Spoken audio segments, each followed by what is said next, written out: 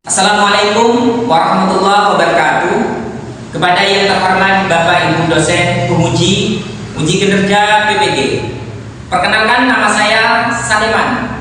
Saya adalah guru PKN di FTS Darussalam Satria Maron Probolinggo, sekaligus mahasiswa PPG guru tertentu periode 2 tahun 2025 di LPTK Universitas Muhammadiyah Malang dengan NIM 20 25 10 63 13 00 781. Ini adalah identitas saya sebagai tanda keabsahan data diri saya. Saya akan melaksanakan uji kinerja di FTS Darussalam. Berikut video praktek pembelajaran saya. Selamat menyaksikan, yaitu tentang norma dan undang-undang dasar Negara Republik Indonesia tahun 1945. Selamat menyaksikan. Assalamualaikum warahmatullahi wabarakatuh. Waalaikumsalam. Apa kabar anak-anak?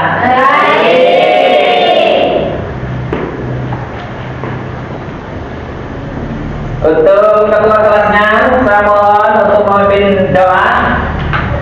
Monggo dipimpin, maju ke depan, anak.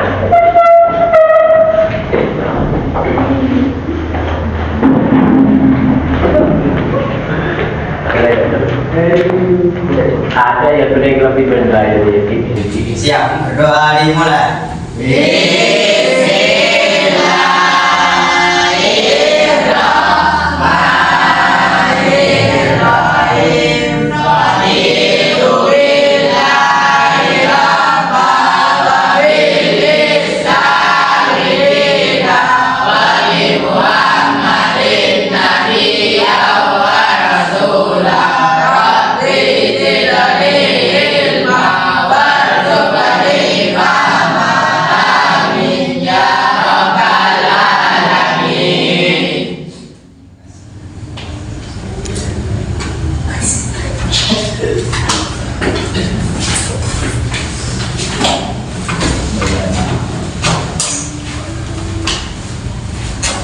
Apa kabar anak-anak?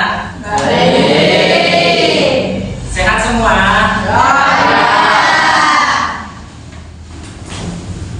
Tidak ada halangan dari rumah sampai nyampe ke sekolah? Ya. Terima kasih. Anda bagaimana? Baik. Sehat ya? Ya.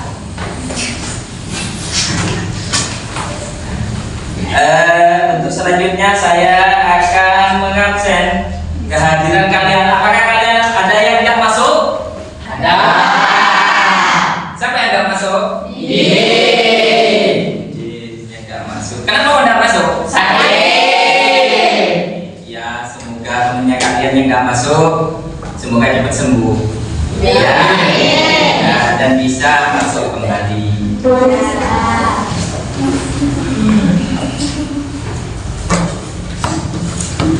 Absen ya.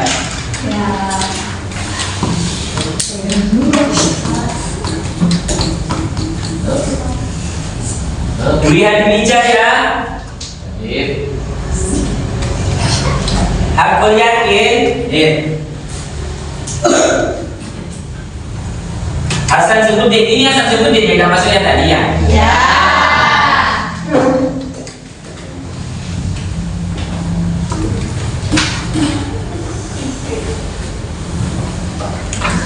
Khalid Jirawi, Maisan Sri Agustin, Muhammad Jeffrey, Muhammad Effendi. Udah ada. Udah masuk juga ini? Muhammad Yusuf, Nabila Rizka, Nur Alina, Nur Fitriat Nur Aziza, Putri Jatika, Oke, kamu saya Roh. Nanti Najmanul Laili. Rizkiatul Khairiyah. Toher. Oh ya sudah, terima kasih. Untuk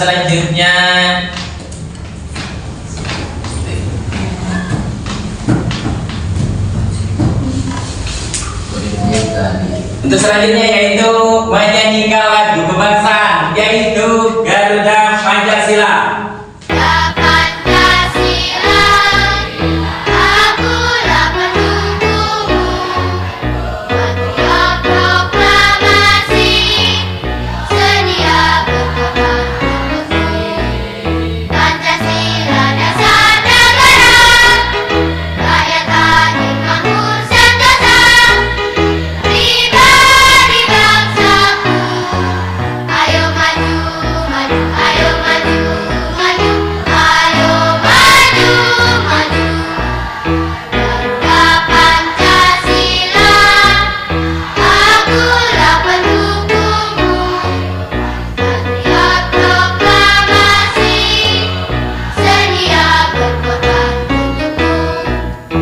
Terima kasih untuk hari ini, yaitu akan mempelajari yaitu tentang norma. Ya, akan mempelajari tentang norma, macam-macam norma. Ada yang tahu norma itu ada berapa? Ada 4, apa saja?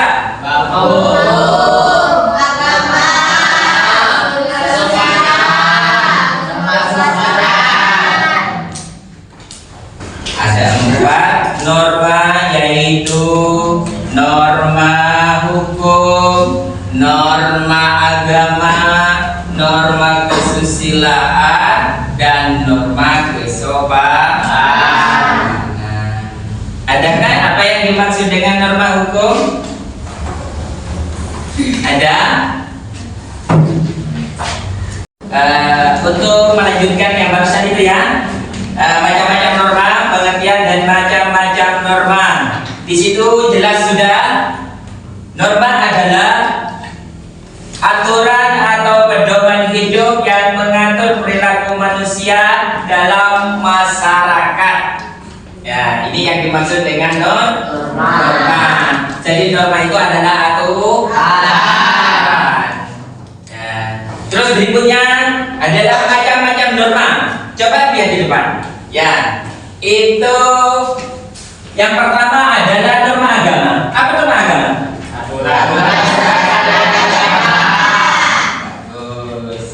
Jadi aturan dalam agama itu tidak sembarangan ya. Dalam agama ada aturannya. Apa di situ dijelaskan di ilmu fikih bahwa aturan norma agama sesuai dengan rukun Islam. Ya. Ada apa? Ada apa rukun Islam? Ada 5. Itu aturan ya. Jadi dalam agama itu apa? Pertama yaitu adalah membaca kedua kalimat syahadat. Yang kedua adalah sholat. Yang ketiga adalah zakat. Yang keempat adalah puasa. Yang kelima adalah haji. Itu adalah norma dalam agama. Yang kedua adalah norma kesusilaan. Ada yang tahu norma kesusilaan? Kesusilaan itu adalah aturan yang berdasarkan hati nurani. Ya, hati nurani. Jangan sewena-wena melakukan asusila, melecehkan, ya. Boleh, karena di sini ada aturannya. Ada aturan. Yang ketiga adalah norma kesopanan. Ada yang tahu norma kesopanan? Aturan yang berdasarkan kebiasaan, yaitu kebiasaan yang dilakukan tiap hari. Apa itu? Tentang tingkah laku. Kan disebutkan kan? Di sini ada namanya konstitusi. Setelah konstitusi itu apa konstitusi? Adalah hukum. Apa hukum? Hukum dasar. Hukum dasar dipisah menjadi dua, yaitu ada hukum dasar tertulis dan ada hukum dasar tidak tertulis. Coba, adakah yang tahu hukum dasar yang tertulis? Undang-undang dasar. Undang-undang dasar. Bagus, untuk Dewi ya. Untuk Dwi bagus sudah. Untuk yang kedua adalah aturan atau undang-undang yang tidak tertulis, disebut dengan Konvensi. konvensi. Bagus, Arga ya. Apa konvensi? Ada yang tahu konvensi? Konvensi adat istiadat. Iya. Jadi konvensi itu adat istiadat, kebiasaan. Apa kebiasaan? Ini yang masuk dalam ketiga adalah kesopanan. Benar, konvensi itu sanksinya tidak berat, ada sih sanksinya, ya, ada sanksinya. Akan tetapi kalau tidak mematuhi aturan yang ketiga, norma kesopanan ini sering dijemuk orang. Ya. Oh, itu anaknya siapa sih? Tidak pernah permisi. Oh, anaknya siapa sih? Kok ngomongnya kayak gitu, gitu ya? Makanya hati-hati, diutamakan yang namanya norma kesopanan. Ya, meskipun pinternya selangit pinter dia, akan tetapi dan sopan dianggap orang bodoh. Dianggap orang bodoh, bener ini, nyata ini sudah. Makanya Rasulullah diangkat Rasul bukan karena namanya, bukan karena pinternya, karena karena sopan. Jadi penting, kesopanan itu penting. Ya, sudah jelas? Jelas? Nah, berikutnya adalah yang keempat, adalah norma hukum. Ada yang tahu norma hukum? Aturan yang dibuat oleh negara dan pemerintah terikat. Norma hukum adalah aturan yang dibuat oleh negara dan bersifat mengikat. Siapapun harus tunduk dan patuh pada hukum. Karena hukum itu sifatnya memaksa. Itu ya. Ya, sudah jelas ini. Jadi norma hukum adalah aturan yang dibuat oleh negara dan bersifat memaksa. Kenapa kok disebut memaksa? Karena siapapun dia, masyarakat, pemerintah, semuanya harus patuh pada hukum. Ya, jangan menyakiti temennya, ya, jangan menyakiti orang lain, ya, tidak boleh. Karena di sini ada aturan yang namanya hukum. Seperti itu. Ada pertanyaan dan sekian? Ayo monggo. Dada?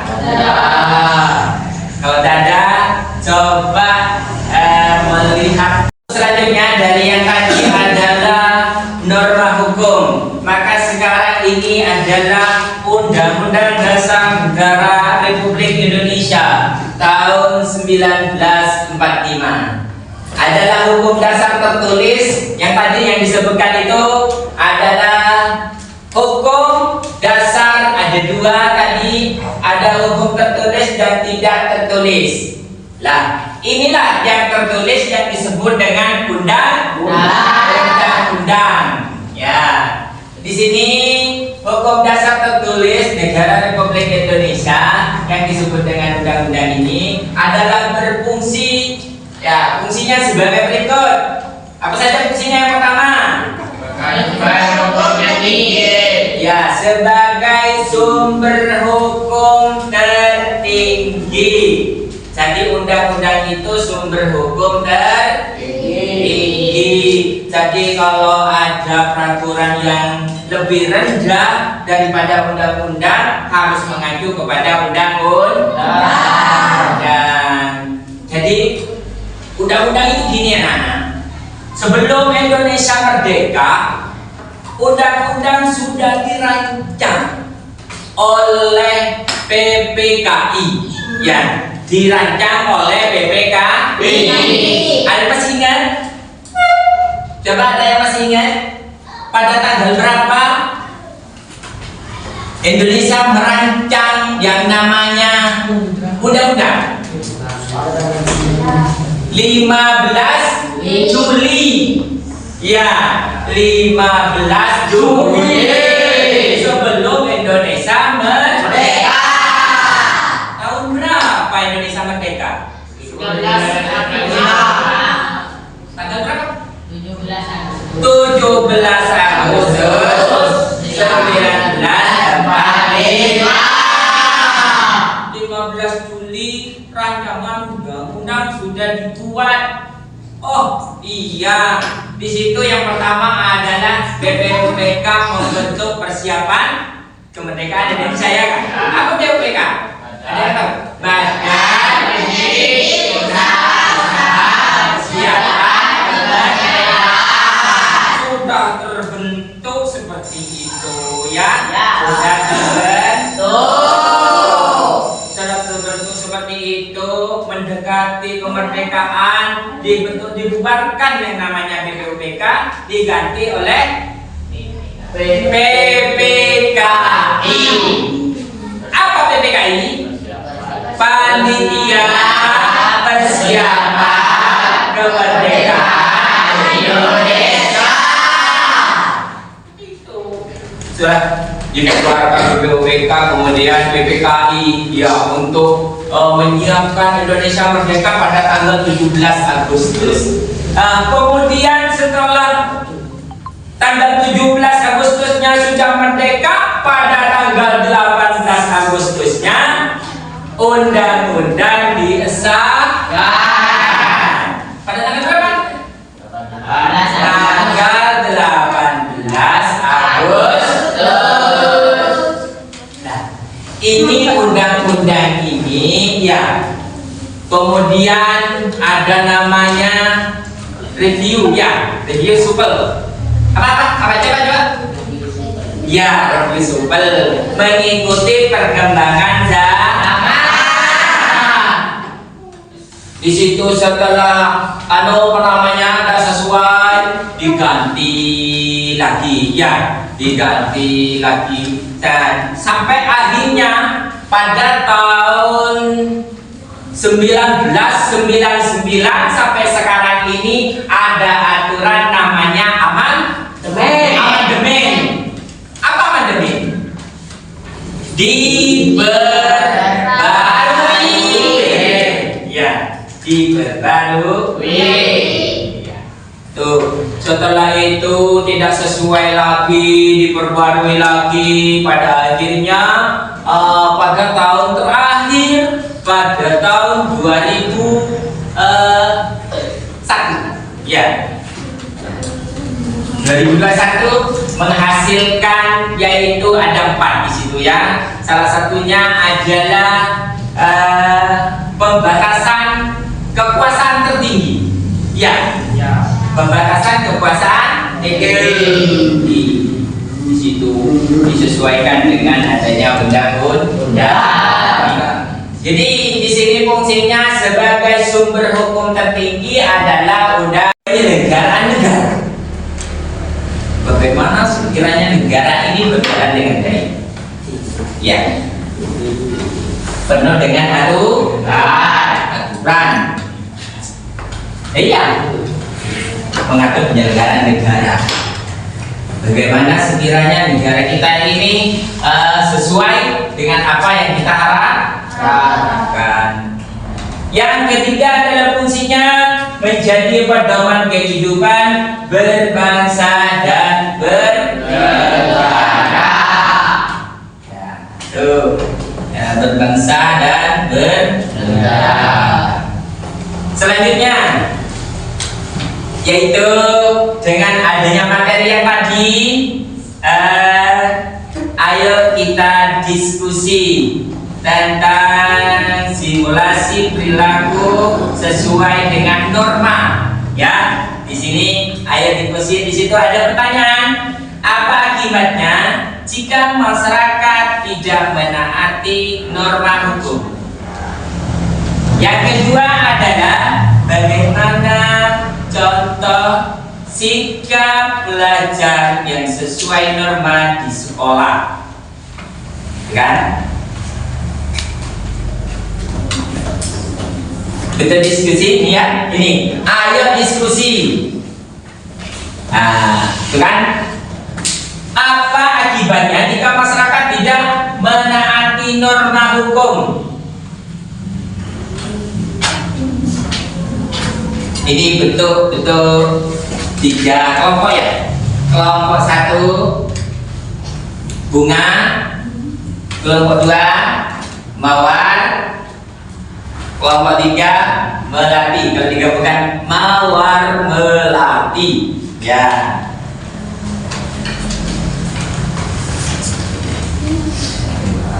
Ayo, ditulis sudah.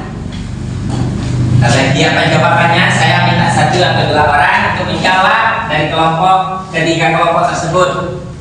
Ayo.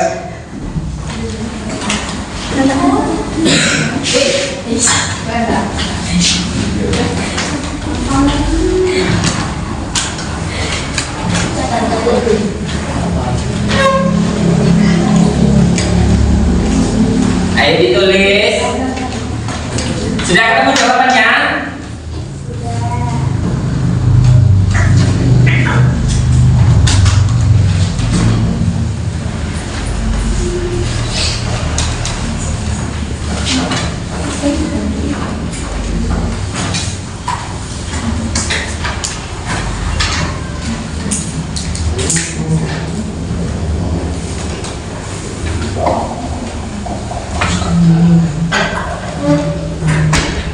Sudah ketemu? Sudah. Coba kelompok mawar, bunga, kelompok bunga sih kan ya?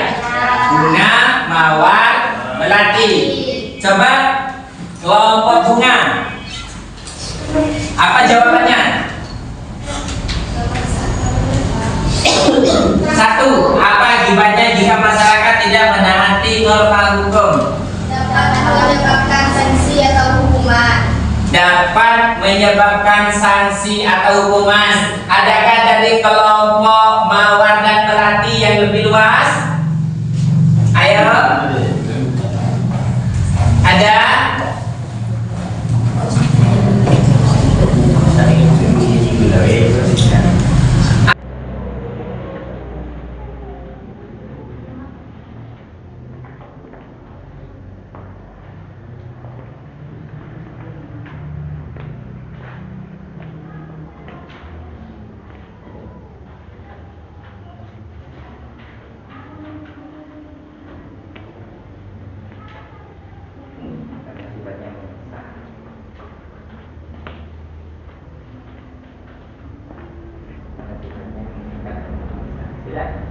Sudah?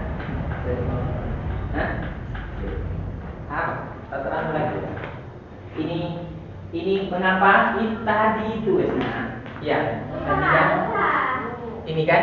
Mengapa Undang-Undang Dasar 1945 ini pelajarannya kamu yang sekarang loh? Iya, Pak. Ini bukan pelajaran yang lain lah. Ini pelajarannya kamu sekarang ini.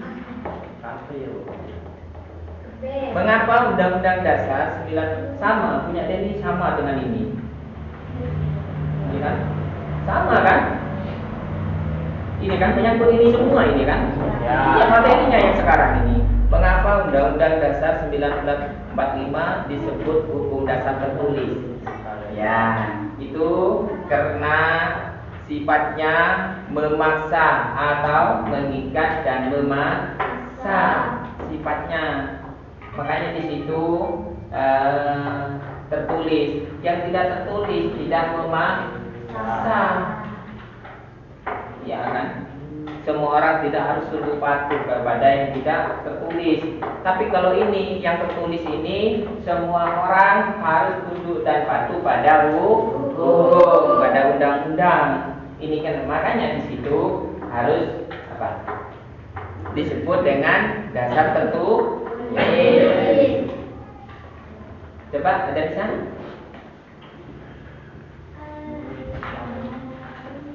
Mengapa Undang-Undang Dasar 1945 disebut hukum dasar tertulis?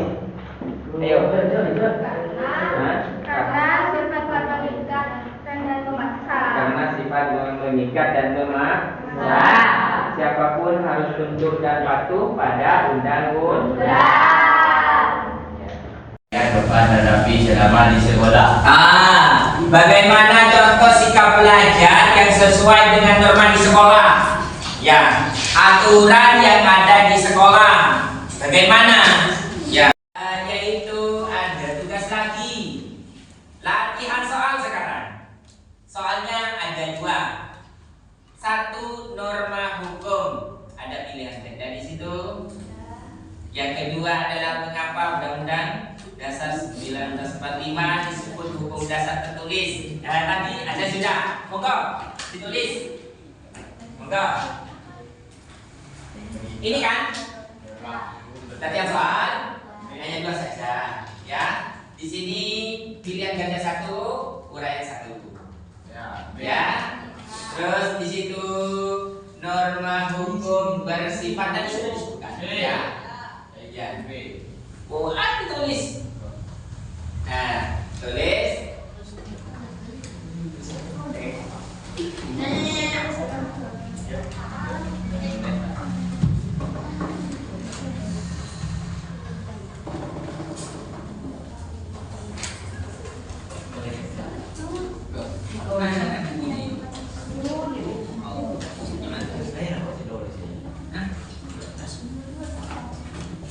Ayo. Dia ambil bukunya. Ayo. Latihan soal 2 saja. Tidak usah banyak-banyak.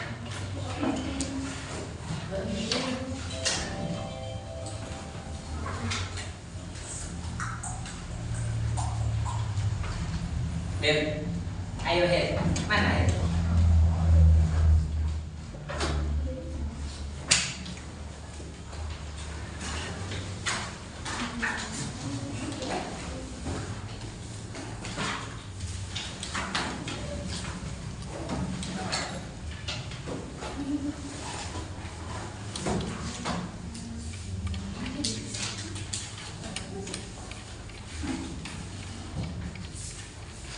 Yang pertama adalah 1 norma hukum bersifat.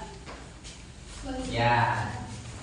Yang kedua adalah mengapa Undang-Undang Dasar 1945 disebut hukum dasar tertulis. Tadi sudah, ya kan? Tadi sudah kan? Jawab. Ya. Hukum itu ada 2 tadi, hukum dasar tertulis dan hukum dasar tidak tertulis. Ya.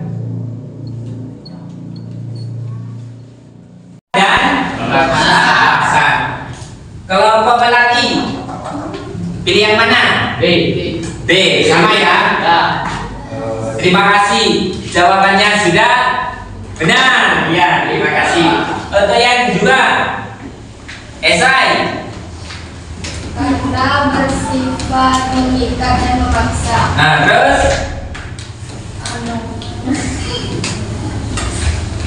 mengapa Undang-Undang Dasar 1945 disebut hukum dasar tertulis? Untuk berikutnya mohon di rumah dipelajari lagi ya, tentang norma dan juga undang-undang. Ya, kan masih ingat kan? Tadi yang pertama apa? Norma itu ada berapa? 4. Ya, ada 4.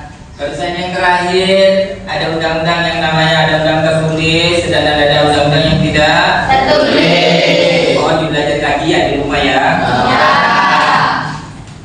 Untuk berikutnya adalah sekarang ini kan mempelajari yang namanya PKN, pendidikan Pendidikan Pancasila. Ya. Mari kita bergel-gel supaya tambah semangat. Yuk, 1, 2, 3. Pancasila, Pancasila, Pancasila. Yes. Ya. Demikian pertemuan hari ini. Semoga menjadi ilmu yang bermanfaat. Amin. Semoga berguna bagi nusa, bangsa, dan agama. Untuk mengakhiri, saya ucapkan dengan ucapan Assalamualaikum warahmatullahi wabarakatuh. Waalaikumsalam.